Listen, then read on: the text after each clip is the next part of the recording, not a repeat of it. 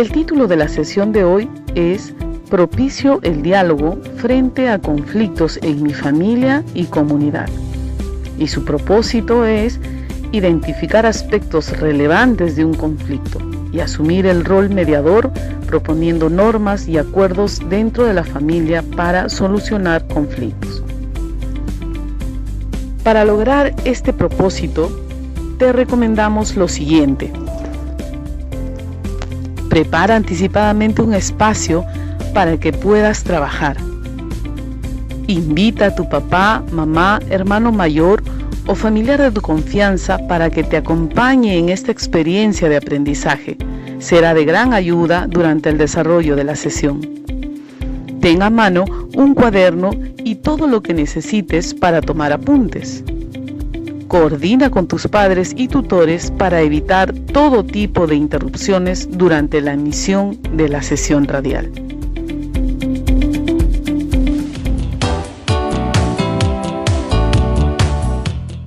En las sesiones anteriores hablamos sobre nuestras potencialidades y limitaciones para fortalecer nuestra identidad. Identificamos nuestras emociones y conocimos estrategias para regularlas. Todo esto forma parte de nuestro autoconcepto.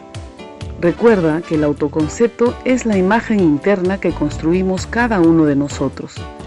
Es conocernos y en ese conocimiento fortalecer la buena convivencia con nuestra familia y la comunidad. En la sesión de hoy hablaremos sobre los conflictos y cómo propiciar el diálogo y la mediación para enfrentarlos y lograr una mejor convivencia con la familia y la comunidad. Entonces, ¿qué haremos hoy? Iniciaremos con la lectura de un caso. Luego, realizaremos el análisis del caso respondiendo a preguntas de reflexión. Analizaremos también algunos conceptos sobre los conflictos y la mediación. Pondremos en práctica los pasos para la mediación. Y finalmente, identificaremos los recursos más importantes de nuestra comunidad.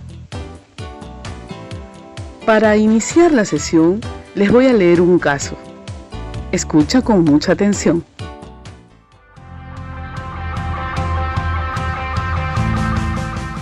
Conflictos en mi comunidad. Juan es estudiante del 5º año de secundaria, vive en una comunidad al borde de una hermosa laguna a 3.800 metros sobre el nivel del mar. Juan acompaña y ayuda a su mamá todos los días en las labores de la casa. Su mamá le ha contado que está muy preocupada y que esto se debe a que en la comunidad hay un problema que hace muchos días no se puede solucionar. Sucede que en la laguna hay truchas y pejerreyes y algunos comuneros están saliendo a pescar en diferentes horas del día, porque dicen que ese es su derecho. Otros comuneros señalan que se está depredando y que muy pronto no habrá peces para poder alimentarse. Otro grupo de comuneros propone que la pesca sea solo para las familias fundadoras de la comunidad y no para las nuevas familias de los hijos y nietos de los fundadores. Esto le preocupa a la mamá de Juan, ya que ella no es comunera fundadora, y le dice a Juan: es cierto que la comunidad ha crecido, ahora hay más pobladores, pero también es cierto que la ciudad queda muy lejos y la laguna es el único medio para tener acceso a los peces y balancear así nuestra alimentación.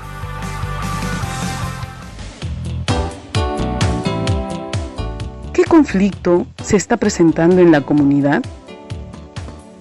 ¿Existe una sola posición en el conflicto? ¿Cuáles son esas posiciones? ¿Crees tú que habrá una forma de solucionar el conflicto donde todos sean beneficiados? ¿Cuál sería la solución que propondrías para resolver este conflicto?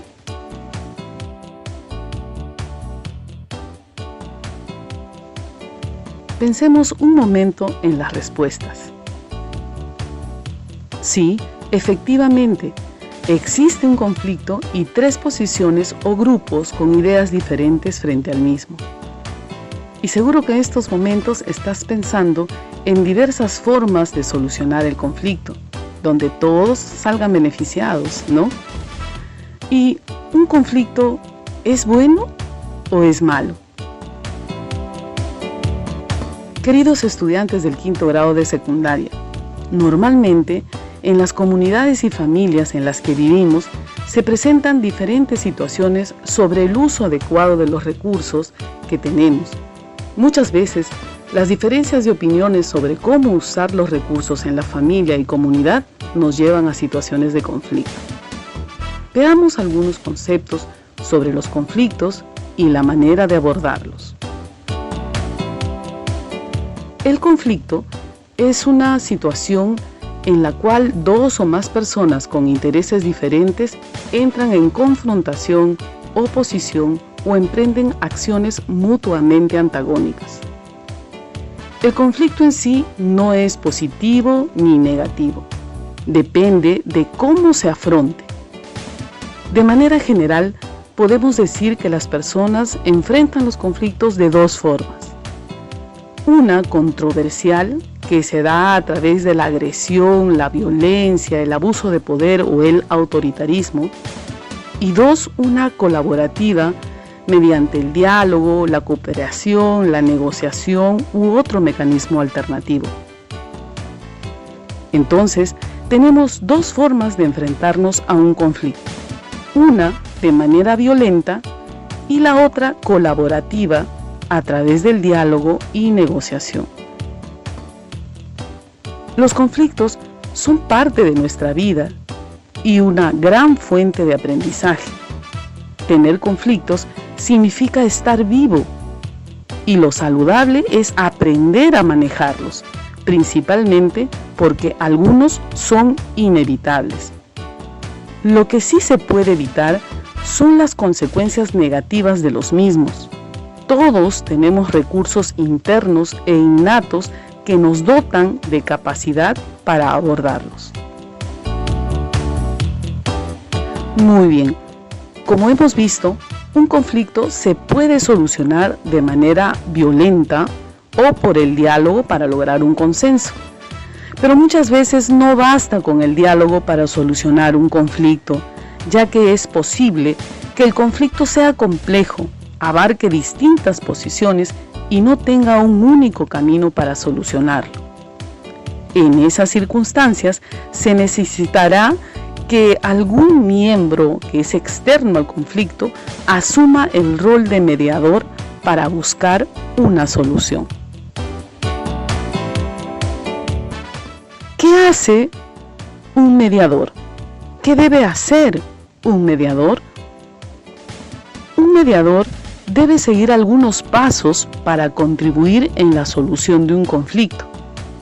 Aquí las menciono. 1. Conocer el conflicto, ¿no? Estar informado. 2. Conocer los argumentos de las partes que intervienen en el conflicto. 3. Generar espacios de diálogo en el marco del respeto y la escucha activa. 4. Priorizar el uso de preguntas restaurativas, es decir, que ahonden en los motivos y no en la búsqueda de culpables. 5. Predisponer a las partes para la negociación de tal manera que se logren acuerdos para la solución del conflicto. 6. Lograr acuerdos, normas y consensos. En algunos casos, se requiere de mayor tiempo en cada uno de los pasos para la mediación, como también se puede llegar a la solución rápidamente. Todo dependerá de la magnitud del conflicto y la predisposición para llegar a una solución en la que las partes salgan beneficiadas sin perder de vista el bien común. Bien, ahora veamos ¿cómo llevamos a la práctica estos 6 pasos para una adecuada mediación frente a un conflicto?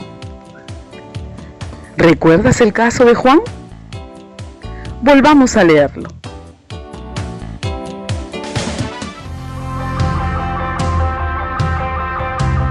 Juan Es un estudiante del quinto año de secundaria y vive en una comunidad al borde de una hermosa laguna a 3.800 metros sobre el nivel del mar.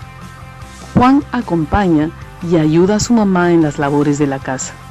Su mamá le ha contado que está muy preocupada y que esto se debe a que en su comunidad hay un problema que hace muchos días no se puede solucionar. Sucede que en la laguna hay truchas y pejerreyes.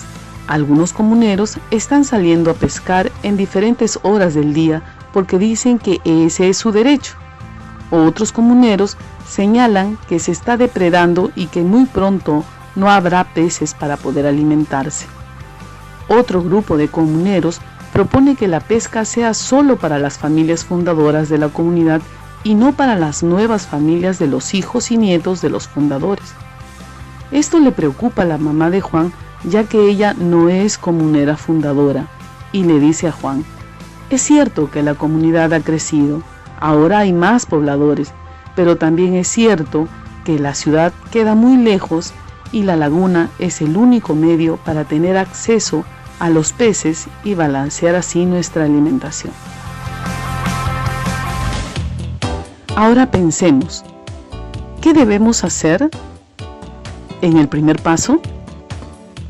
¿Qué nos decía el primer paso? 1. Conocer el conflicto. En este caso, ¿cuál es el conflicto? Sí, hay un recurso natural de la comunidad que está siendo aprovechado de diferentes maneras. Bien, pasemos al paso 2. Conocer los argumentos de las partes que intervienen en el conflicto. ¿Cuáles son los argumentos de los grupos que intervienen en este conflicto? Bien, hay 3 grupos, ¿verdad? Comuneros que creen tener derecho a pescar en cualquier momento, comuneros que están muy preocupados por la depredación del recurso y comuneros que piensan que ese recurso solo les pertenece a los primeros fundadores de la comunidad. Vamos por el tercer paso, generar espacios de diálogo.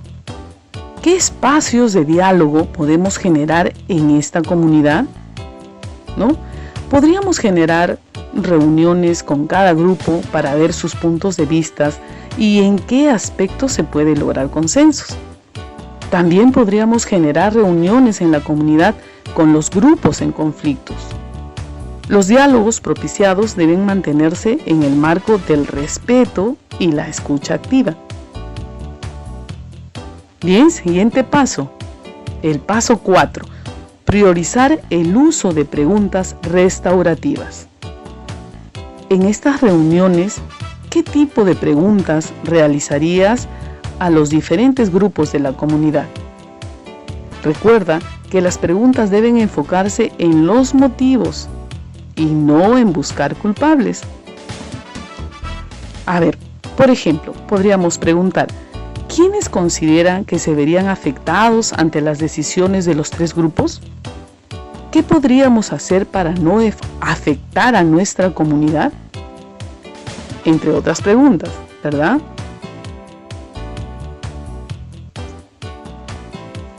Paso 4.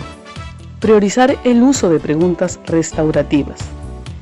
En estas reuniones, ¿qué tipo de preguntas realizarías a los diferentes grupos de la comunidad? Recuerda que las preguntas deben enfocarse en los motivos y no en buscar culpables. Por ejemplo, algunas preguntas que podríamos hacer: ¿quiénes consideran que se verían afectados ante la decisión de los 3 grupos? ¿Qué podríamos hacer para no afectar a nuestra comunidad? Pasemos al paso 5. Predisponer a las partes para la negociación.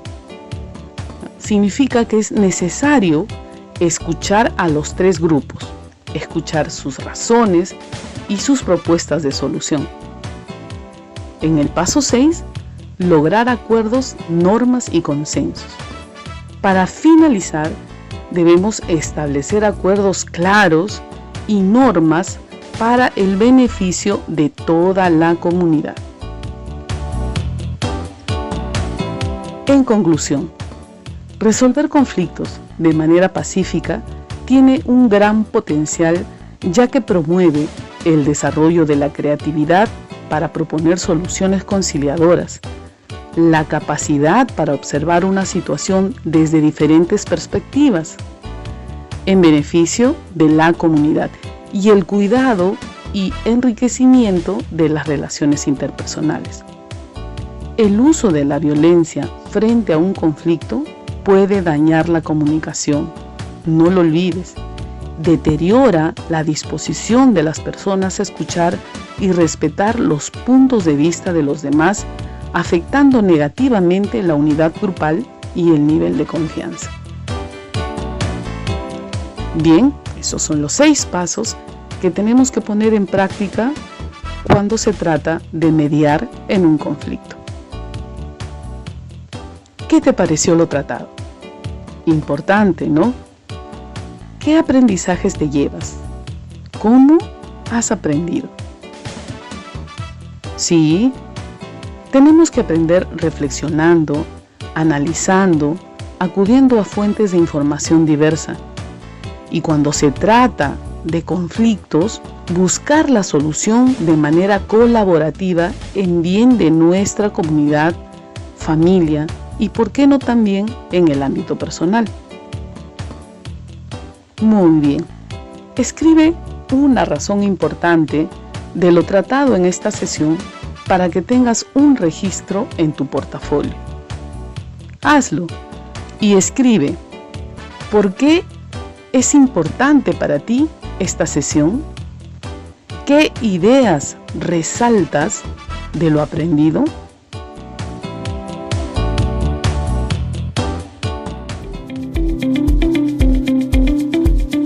Felicitaciones a todos los estudiantes del 5º grado de secundaria por su atención y ganas de aprender. Pero esta experiencia no debe quedar aquí.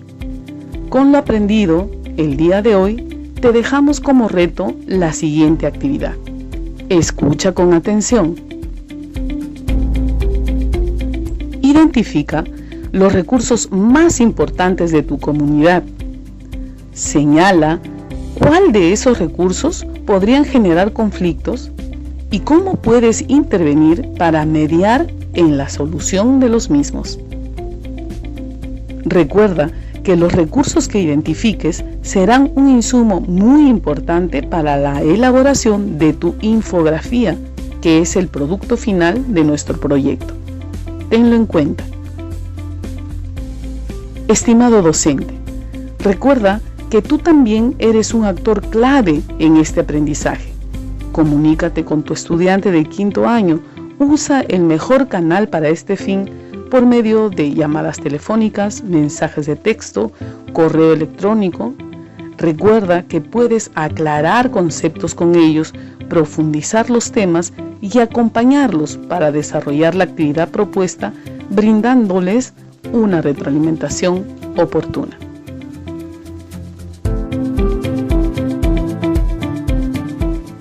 Estimado estudiante, esperamos que esta experiencia vivida te ayude a fortalecer tus competencias.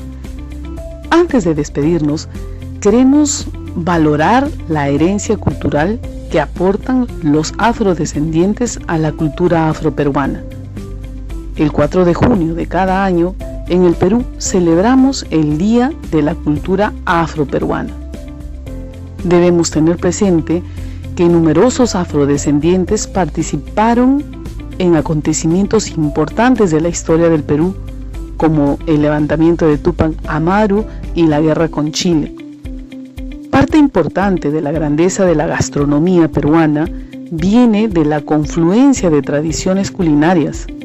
Los anticuchos, la carapulcra y los picarones son, entre otros platos que todos comemos, parte de la tradición afroperuana.